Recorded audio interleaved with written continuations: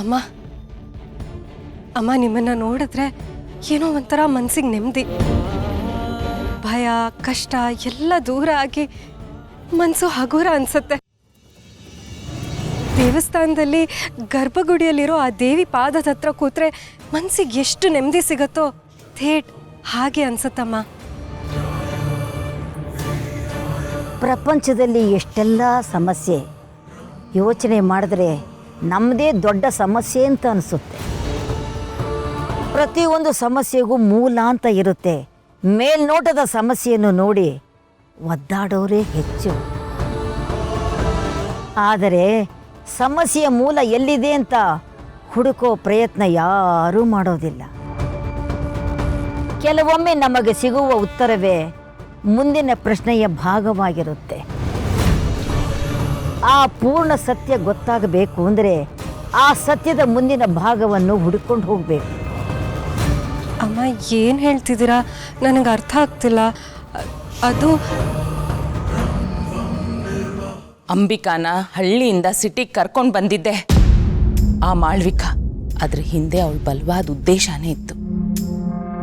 ಅಂಬಿಕಾ ದೊಡ್ಡೋಳಾದ್ಮೇಲೆ ಶರತ್ನ ಭೇಟಿ ಆಗ್ಬೇಕು, ಅವರಿಬ್ರು ಒಬ್ರನ್ನೊಬ್ರನ್ನ ಪ್ರೀತಿಸಿ ಮದುವೆ ಆಗಿ ಅವರಿಬ್ರಿಗೂ ಒಂದು ಮಗು ಹುಟ್ಟಬೇಕು ಅನ್ನೋದೇ ಅವಳ ಆಸೆ ಆಗಿತ್ತು. ಆ ಮಗುನ ಅವಳು ಮಾಡ್ತಾ ಇರೋ ಮಹಾಪೂಜೆಗೆ ಬಲಿ ಕೊಡೋದೇ ಅವಳ ಯೋಚನೆ ಆಗಿತ್ತು. ಹೌದಲ್ವಾ? ಹಿತಂಗ್ ಹುಷಾರಿಲ್ಲ ಅಂತ ನಾನು ಈ ವಿಷಯದ ಬಗ್ಗೆ ತಲೆನೇ ಕೆಡ್ಸ್ಕೊಂಡಿರಲಿಲ್ಲ. ದಾಕ್ಷಾಯಿಣಿ ಅತ್ತೆ ಹೇಳಿದ್ದು ಮಾಳ್ವಿಕಾ ಬೇಕಂತಲೇ ನನ್ನ ಶರತ್ ಮಧ್ಯೆ ಪ್ರೀತಿ ಆಗಬೇಕು, ಹಿತ ಹುಟ್ಟಬೇಕು ಅಂತ. ಇದಕ್ಕೆಲ್ಲ ನಾನು ಉತ್ತರ ಹುಡುಕ್ಲೇಬೇಕು. ಜನ ಉತ್ತರ ಹುಡುಕೋದಿಲ್ಲ, ಹುಡುಕಿದ್ರೆ ಸಮಸ್ಯೆಗೆ ಪರಿಹಾರ ಸಿಕ್ಕೇ ಸಿಗುತ್ತೆ. ಜಗತ್ತಿನಲ್ಲಿ ಕೆಟ್ಟದ್ದನ್ನು ನಾಶ ಮಾಡಬೇಕು ಅಂದರೆ ಮೊದಲು ಅದನ್ನು ಸಂಹಾರ ಮಾಡುವ ಅಸ್ತ್ರ ಎಲ್ಲಿದೆ ಅಂತ ಹುಡುಕಬೇಕು. ಆಗ ಖಂಡಿತ ಗುರಿ ತಲುಪೋದು ತುಂಬ ಸುಲಭ. ಆದರೆ ಕೆಲವರಿಗೆ ಇದರ ಅರಿವೇ ಇರುವುದಿಲ್ಲ.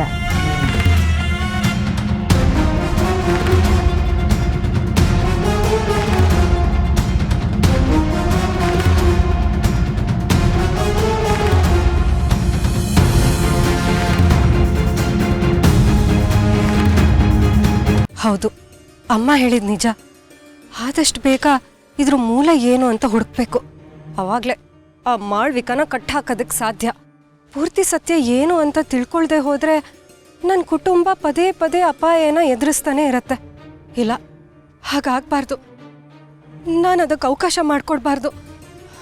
ಆದಷ್ಟು ಬೇಗ ಸತ್ಯ ಏನು ಅಂತ ನಾನು ತಿಳ್ಕೊಂಡೇ ತಿಳ್ಕೊತೀನಿ.